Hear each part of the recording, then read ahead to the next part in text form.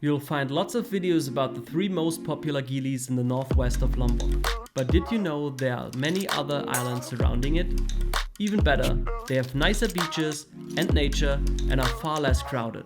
Let's find out today if Gili Asahan is the best of all Gilis. Hello and welcome everybody to the second episode of our Indonesia series on our channel. In this episode we will share our experience of the second day of our stay at the Eco Lodge on Gili Asahan and get you all the information you need about the resort, its facilities and potential activities in and around it. If you are interested in the details of our accommodation, a sea view bungalow, check out the first video on our channel. And don't forget to subscribe, as the next video will provide more information about the culture and the future of this beautiful island.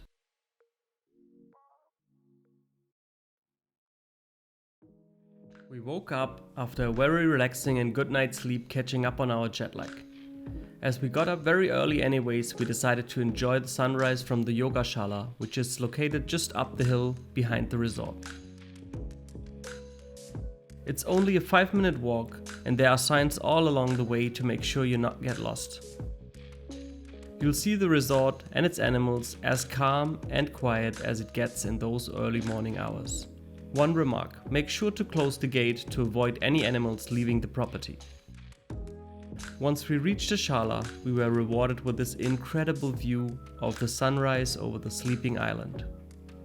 You feel the fresh breeze and smell the ocean. Perfect for some early morning yoga. Can it get any better than that? No crowds, no noise, no distraction. We listened to the waking birds, felt the gentle breeze and enjoyed the slowly rising sun. A perfect start to the day and our time on the island.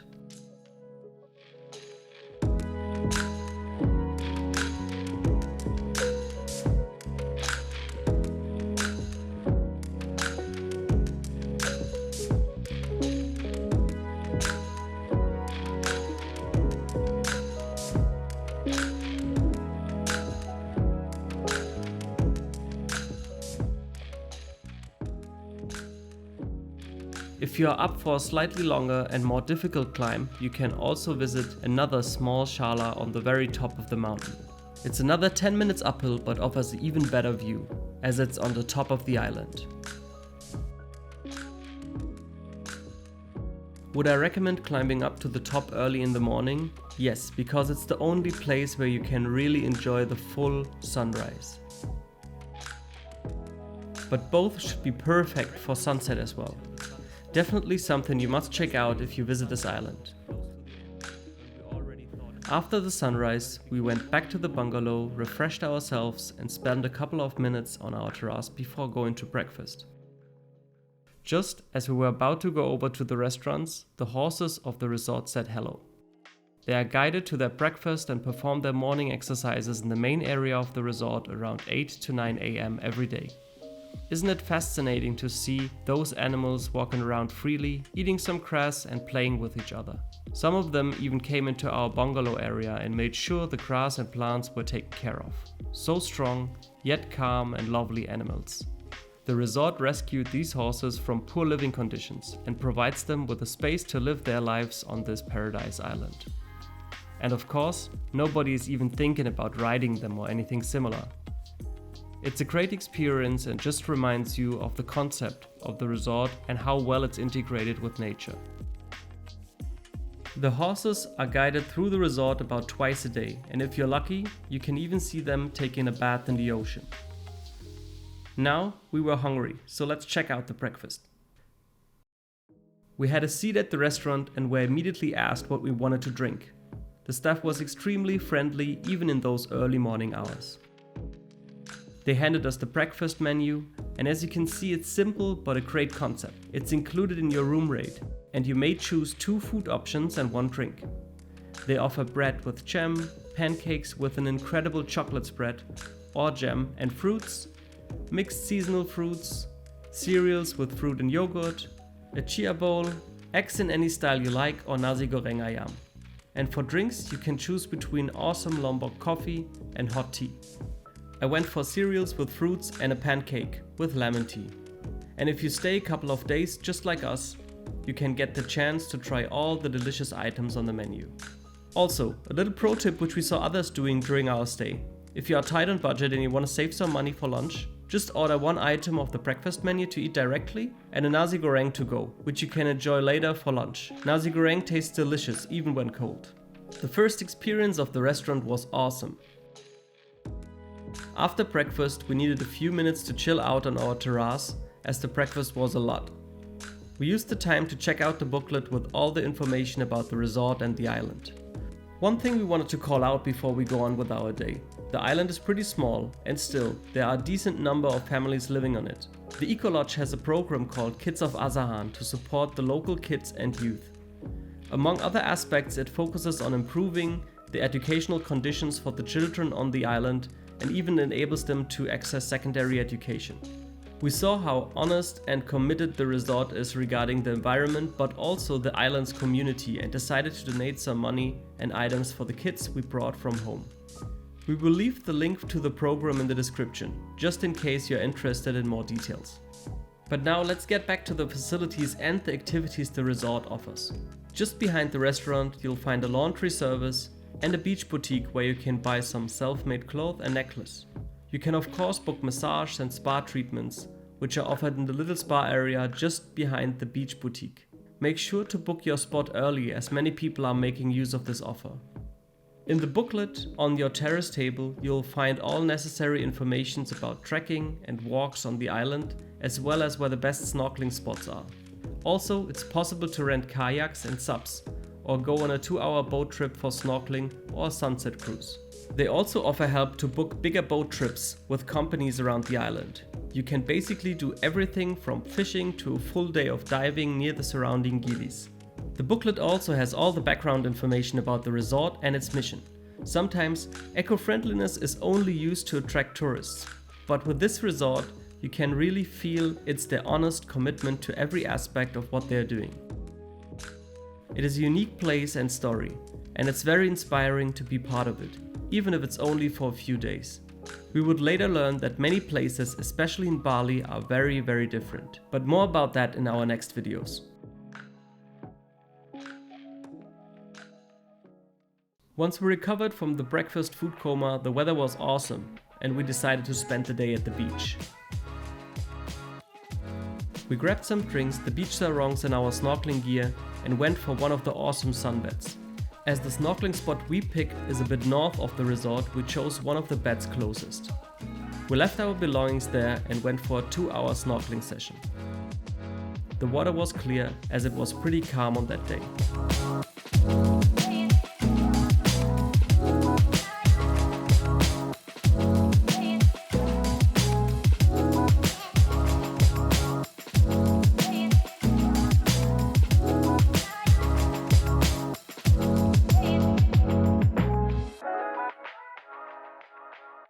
Unfortunately, like on many tropical islands, the beaches and reefs seem to have been impacted by pollution and climate change a lot. If you take a closer look at the beautiful white sandy beaches, you see they consist of crushed corals. So please make sure to make the least possible impact on this ecosystem.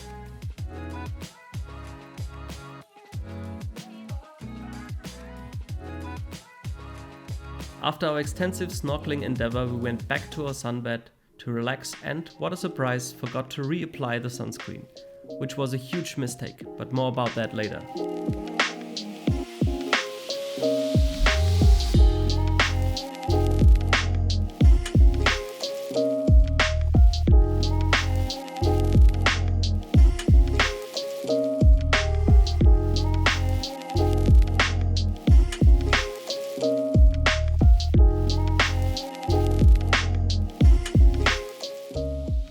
When the sun went closer to the horizon and the returning horses reminded us it's time to leave, we went back to our bungalow, took a shower, and went to watch the sunset just before our first full dinner at the restaurant.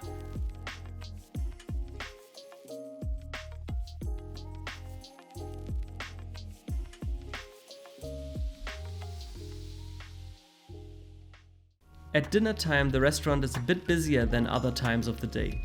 I think also because some guests of the few other resorts come over to enjoy the tasty mix of Italian and Indonesian food at the Nautilus Restaurant of the Eco Lodge. The menu offers a huge variety of food from Italian classics like pizza or pasta to authentic Indonesian food like mie goreng or beef rendang.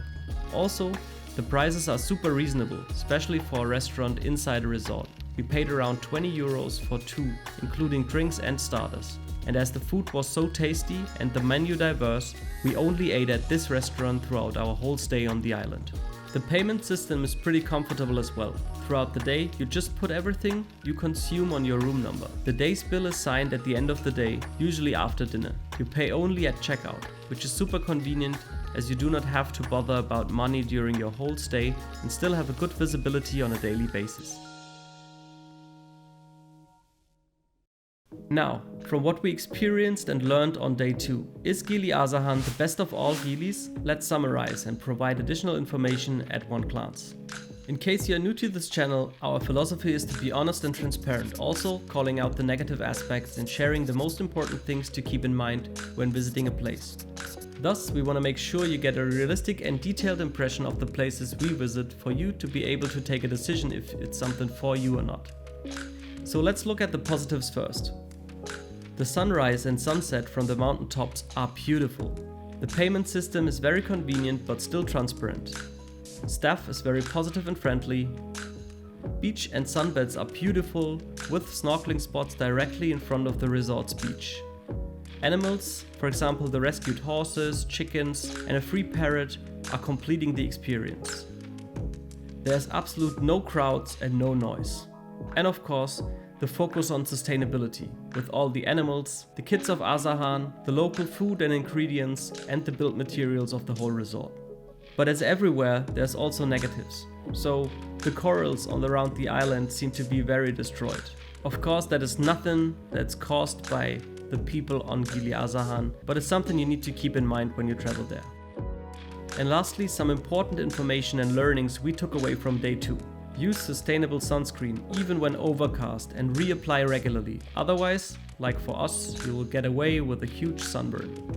For sunrise and sunset, plan time and wait until the very end to not miss out on the best parts of it.